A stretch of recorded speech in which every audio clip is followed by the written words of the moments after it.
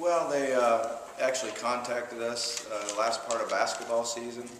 We had some of our coaches go over and watch them practice, and he had been talking to his mother, and he has some friends that played in the NFL. And we're talking to him about playing football, and there was interest on his part. So when basketball season was over, we got in contact again, and he decided he wanted to give it a chance and see where he's at, and we certainly are in favor of it, just to see how he does. And he's only had 2 practices so far. It's been a long time since he's played football, but he's really a great young man and very, very talented. So we'll see how it plays out. I'm excited to see how the next couple weeks work out for him. How's the rest of the team coming along? Well, obviously not as fast as we would like. Kind of knew that would be the way, but we have made improvement. We've made an improvement on how to practice, the tempo that we're going to practice at. We're starting to learn the schemes better, but we still need to be better in the details of our technique, the details of our position, and playing hard all the time. We play hard at times, and then fatigue gets us, and we lose concentration.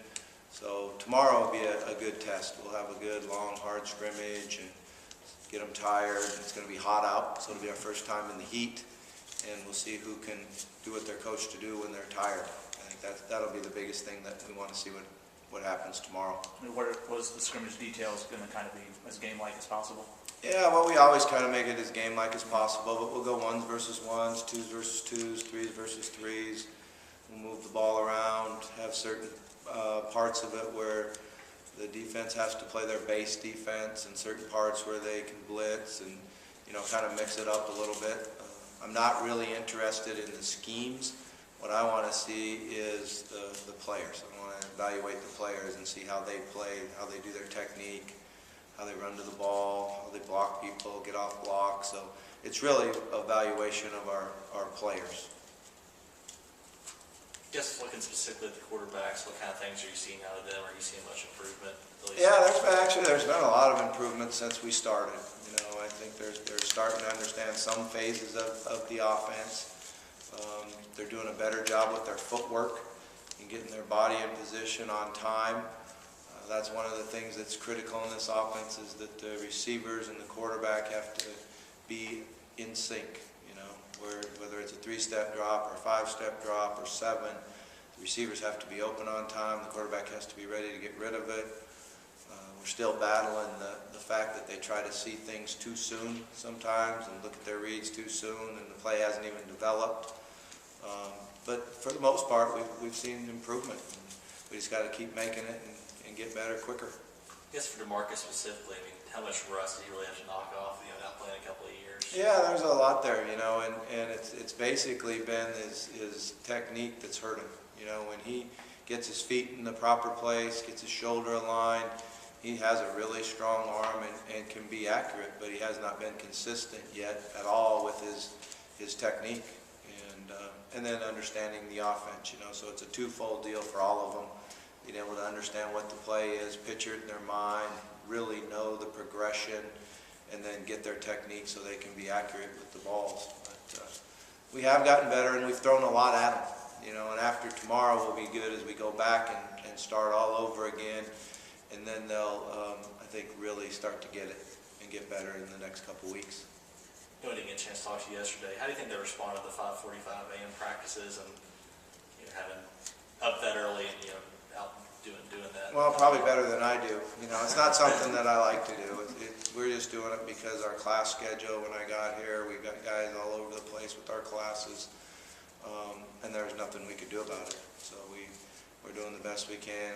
Maybe try to go late Wednesday night next week instead of early Thursday morning, and see if we can get a little sharper practice.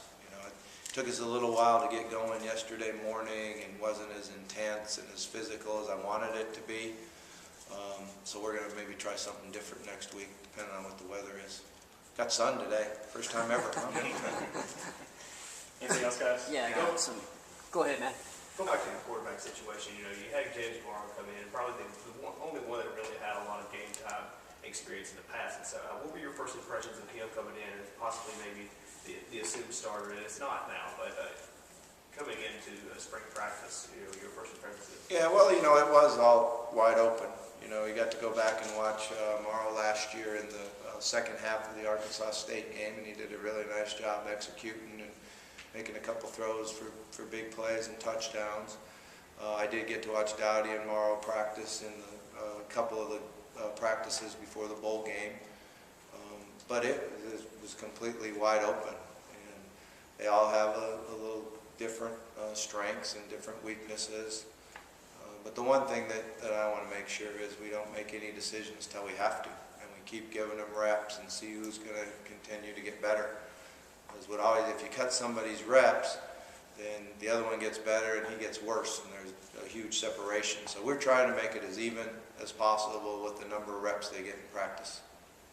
Morrow and Dowdy both spent a couple years under Coach Taggart's offense. How have they picked up your playbook just so far in the first few weeks? Well, both of them are very intelligent young men and know football, so they probably pick it up a little bit more than DeMarcus, who's been out of it for 2 years. So being exposed to a different offense and being exposed to how you call defenses and all that gives them an advantage, because they've been there studying it and, you know, working on executing.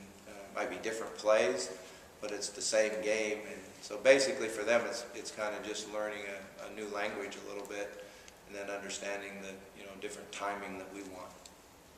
I know one point last week you kind of got on your offense for being a little soft. How do you think that's improved from last week to this week?